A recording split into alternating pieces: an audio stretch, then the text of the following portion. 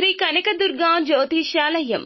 ఆరోగ్య సమస్యలు, ఆర్థిక సమస్యలు, కుటుంబ సమస్యలు, మనశ్శాంతి లేకపోవడం, భార్యాభర్తల మధ్య గొడవలు, విద్య, ఉద్యోగం, సంతానలేమి, కోర్టు సమస్యలు, నరఘోష, నాగదోషము, శత్రుపీడ, ప్రేమ, పెళ్లి, అన్ని సమస్యలకు శక్తి పూజలు చేయబడును. ఇంకా ఎటువంటి గుప్త సమస్యలకైనా 100% 3 రోజుల్లోనే ఫోన్ ద్వారా పరిష్కారం చేయబడును. Phone number 9006444067. అందరికీ నమస్కారం అండి. ఛానల్లోకి తిరిగి స్వాగతం. కుంభరాశి జాతకులు మే మాసంలో 28వ తేదీ అండి. ఒక వ్యక్తి వచ్చి జీవితంలో కాదు మీ యొక్క విషయంలో ఒక విధ్వంసాన్ని సృష్టించబోతున్నాడు. ఎవరు ఆ వ్యక్తి అంటే, ఇంటికే వస్తారు, ఇదే చేస్తారు, ఇలానే చేయాలని కంకణం కట్టుకుని వస్తున్నారు. వారు ఎవరో ఈ వీడియోలో తెలుసుకుందాము. మే మాసంలో 28వ తేదీన కుంభరాశి జాతకుల యొక్క గోచార ఫలితాలు తెలుసుకుందాము. వీడియో ఎక్కడా స్కిప్ చేయొద్దండి, దయచేసి పూర్తిగా చూడండి. వీడియో నచ్చితే మాత్రం ఒక చిన్న లైక్ చేయండి. మీ లైక్ మాకు ఎంతో సపోర్టుగా, ఎంతో ఎంకరేజ్మెంట్ గా ఉంటుంది.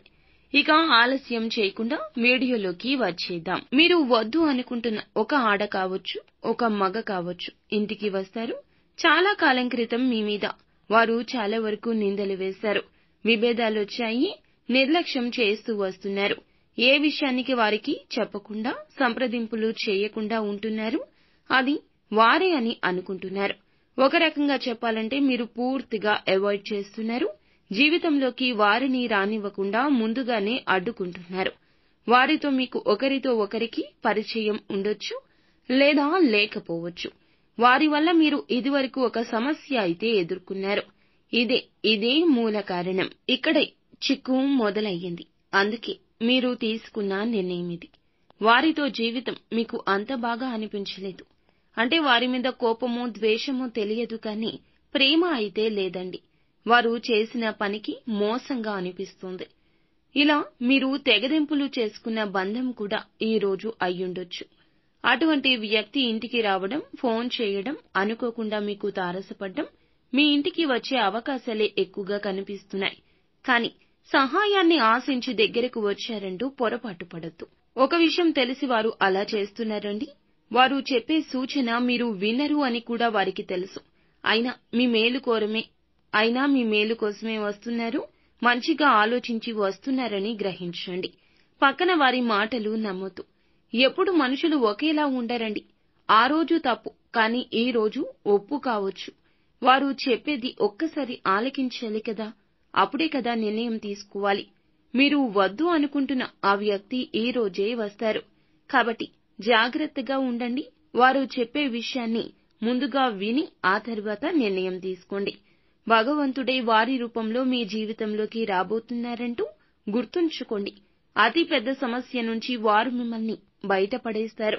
అది ధన సాయం కావచ్చు, ఎవరైనా చేస్తున్న సహాయం కూడా కావచ్చు. మీకు కంటికి కనిపించేది ఒకటి, జరిగేది ఒకటి.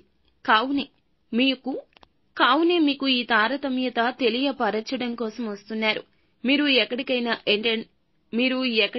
అటెండ్ కావాల్సిన ఇంటర్వ్యూ గురించి కావచ్చు, వేరొక ఉద్యోగ ప్రయత్నం చేస్తుంటే గనక దాని గురించి అయినా కావచ్చు.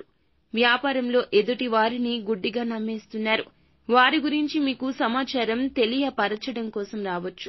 ఒక మోసాన్ని బయటపెట్టి మీకు తెలియపరచడం కోసమే పని కట్టుకుని వస్తున్నారు. కాబట్టి వారిని శిక్షించకుండా, మాటలతో వెనక్కి పంపించకుండా జరిగిన దాని గురించి తెలుసుకోండి.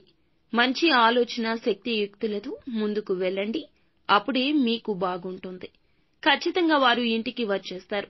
ఫోన్ అయినా చేస్తారు, ఆశ్చర్యాన్ని కలగచేస్తారు.